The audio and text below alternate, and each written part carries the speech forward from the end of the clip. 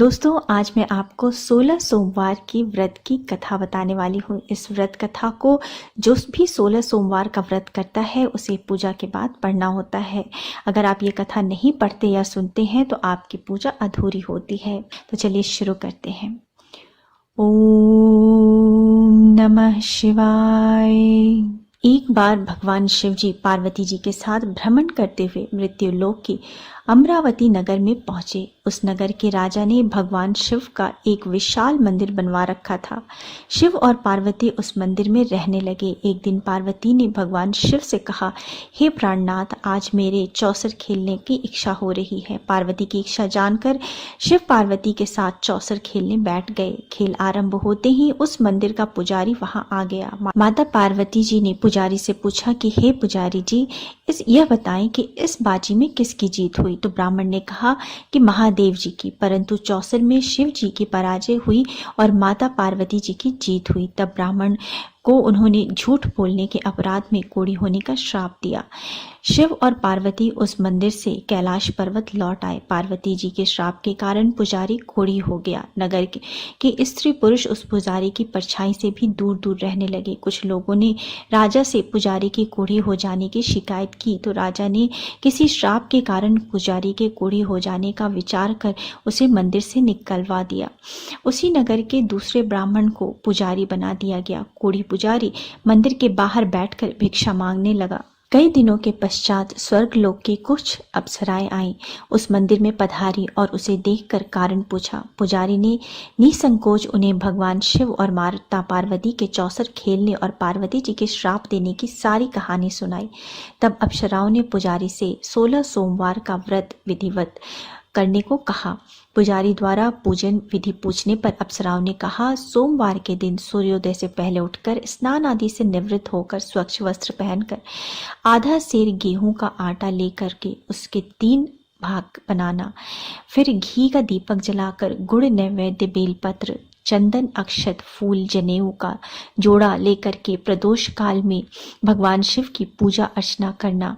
पूजा के बाद 3 अंगों में से एक अंग भगवान शिव को अर्पित करके एक खुद ग्रहण करना और शेष 2 अंगों को भगवान का प्रसाद मानकर वहां उपस्थित स्त्री पुरुष बच्चों में बांट देना। इस प्रकार व्रत करते हुए जब 16 सोमवार बीत जाएं तो 17वें सोमवार को 1 पाव आटे की बाटी बनाकर उसमें घी और गुड़ मिलाकर चूरमा बनाना, फिर भगवान शिव को भोग लगाकर वहां उपस्थित स्त्री पुरुष और बच्चों को प्रसाद बांटना।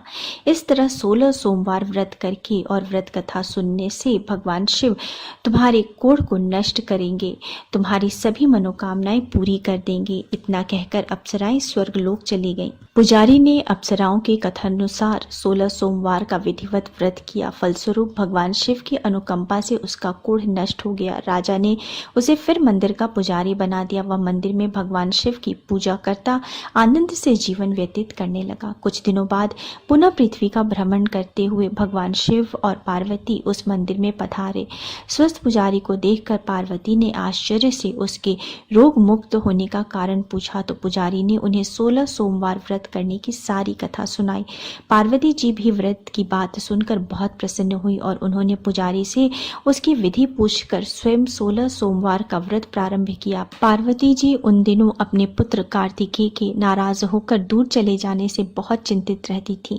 वे कार्तिकेय को लौटा लाने के अनेक उपाय कर चुकी थीं, लेकिन कार्तिकेय लौटकर उनके पास नहीं आ रहे थे। 16 सोमवार का व्रत करते हुए पार्वती ने भगवान शिव से कार्तिकेय के लौटने की मनोकामना की। व्रत समापन के तीसरे दिन सचमुच कार्तिकेय वापस लौट आए। कार्तिकेय ने अपने हृदय परिवर्तन से संबंध में पार्वती जी से पूछा, हे माता, आपने ऐसा कौन सा उपाय किया था जिससे मेरा क्रोध नष्ट हो गया और मैं वापस लौट आया। तब पार्वती जी ने कार्तिकेय को 16 सोमवार के व्रत की कथा कहकर सुना दी। कार्तिकेय अपने ब्राह्मण मित्र ब्रह्मदत्त के परदेश चले जाने से बहुत दुखी थे।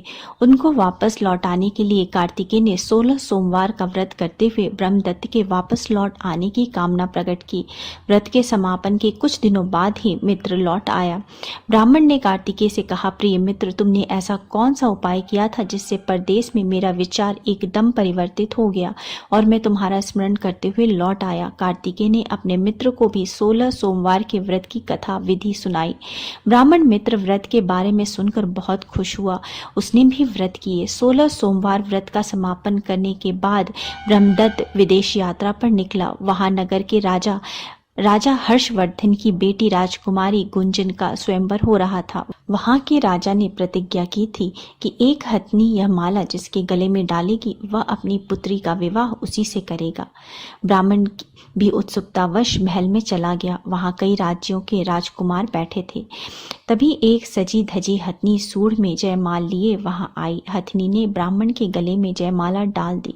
फलस्वरूप राजकुमारी का विवाह ब्राह्मण से हो गया। उस दिन उसकी पत्नी ने पूछा, हे प्राणनाथ, आपने कौन सा शुभ कार्य किया था जो उस हथनी ने राजकुमारों को छोड़कर आपके गले में जयमाला डाल दी? ब्राह्मण ने 16 सोमवार व्रत की विधि बताई। अपने पति से 16 सोमवार का महत्व जानकर राजकुमारी ने पुत्र की इच्छा से 16 सोमवार का व्रत किया। निश्चित समय पर भगवान शिव की अनुकंपा से राजकुमारी ने एक सुंदर, सुशील व स्वस्थ पुत्र को जन्म दिया। पुत्र का नामकरण गोपाल के रूप में हुआ। बड़ा होने पर पुत्र गोपाल ने भी मां से एक दिन प्रश्न किया कि मैंने तुम्हारे ही घर में जन्म लिया, इसका क्या कारण है? माता गुंजन ने पुत्र को 16 सोमवार व्रत की जानकारी दी। व्रत का महत्व जानकर गोपाल ने भी व्रत करने का संकल्प लिया। गोपाल जब 16 वर्ष का हुआ तो उसे राज्य पाने की इच्छा से 16 सोमवार का विधिवत व्रत किया। व्रत समापन के बाद गोपाल घूमने के लिए समीप के नगर में गया। वहां के वृद्ध राजा ने गोपाल को पसंद किया और बहुत धूमधाम से अपनी पुत्री राजकुमारी मंगला का विवाह गोपाल के साथ कर दिया। 16 सोमवार के व्रत करने से गोपाल महल में पहुंचकर आनंद से रहने लगा। 2 वर्षों बाद वृद्ध राजा का निधन हो गया तो गोपाल को उस नगर का राजा बना दिया गया। इस तरह 16 सोमवार व्रत करने से गोपाल की राज्य पाने की इच्छा पूर्ण हुई। राजा बनने के बाद भी वह विधिवत 16 सोमवार का व्रत करता रहा। व्रत के समापन पर 17वें सोमवार को गोपाल ने अपनी पत्नी मंगला से कहा।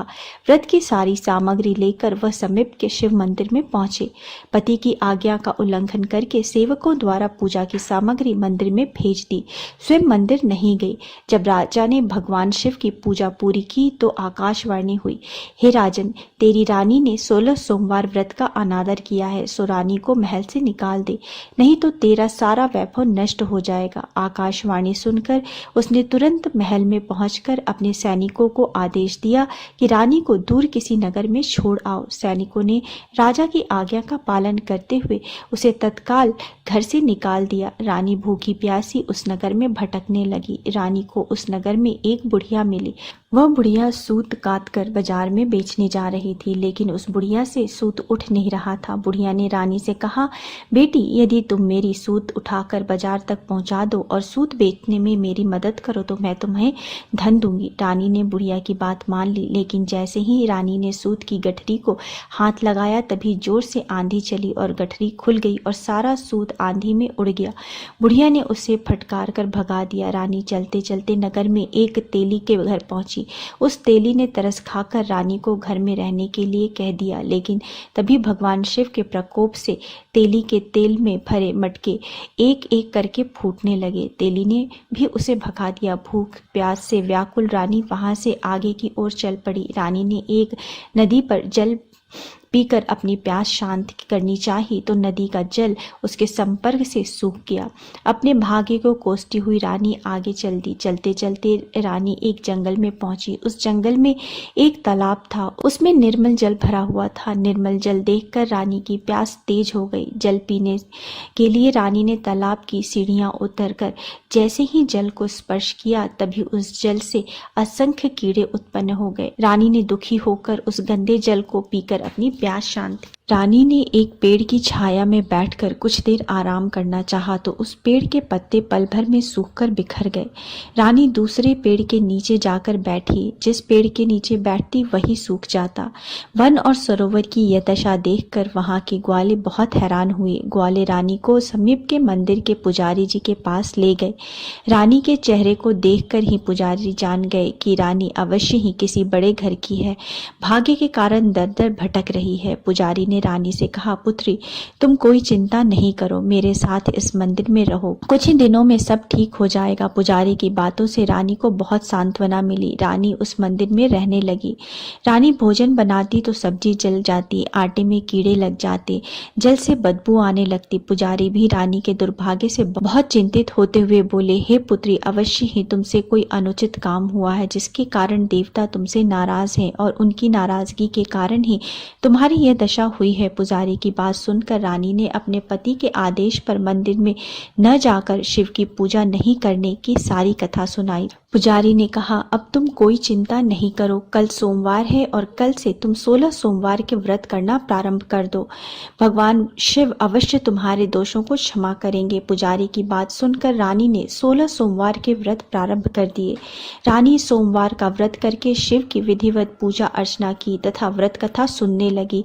तब रानी ने 17वें सोमवार को विधिवत व्रत का समापन किया तो उधर उसके पति राजा के मन में रानी की याद आई। राजा ने तुरंत अपने सैनिकों को रानी को ढूंढ लाने के लिए भेजा। रानी को ढूंढते हुए सैनिक मंदिर में पहुंचे और रानी से लौट चलने के लिए कहा। पुजारी ने सैनिकों को मना कर दिया और सैनिक निराश होकर के लौट आए। उन्होंने लौटकर राजा को सारी बात बताई। राजा स्वयं उस मंदिर में पुजारी के पास पहुंचे और रानी को महल से निकाल देने के कारण पुजारी जी से क्षमा मांगी। पुजारी ने राजा से कहा, यह सब भगवान शिव के प्रकोप के कारण हुआ है। इतना कहकर रानी को विदा किया। राजा के साथ रानी महल में पहुंची। महल में बहुत खुशियां मनाई गई। पूरे नगर को सजाया गया। राजा ने ब्राह्मणों को अन्न, वस्त्र और धन का दान दिया। नगर में निर्धनों को वस्त्र बांटे गए। रानी 16 सोमवार का व्रत करते हुए महल में आनंद पूर्वक रहने लगी। भगवान शिव की अनुकंपा से उसके जीवन में सुख ही सुख भर गए। 16 सोमवार के व्रत करने और कथा सुनने से मनुष्य की सभी मनोकामनाएं पूरी हो जाती हैं और जीवन में किसी तरह की कोई कमी नहीं होती। स्त्री पुरुष आनंद पूर्वक जीवन यापन करते हुए मोक्ष प्राप्त करते हैं। बोलो शिव जी महाराज की जय। ओम नमः शिवाय।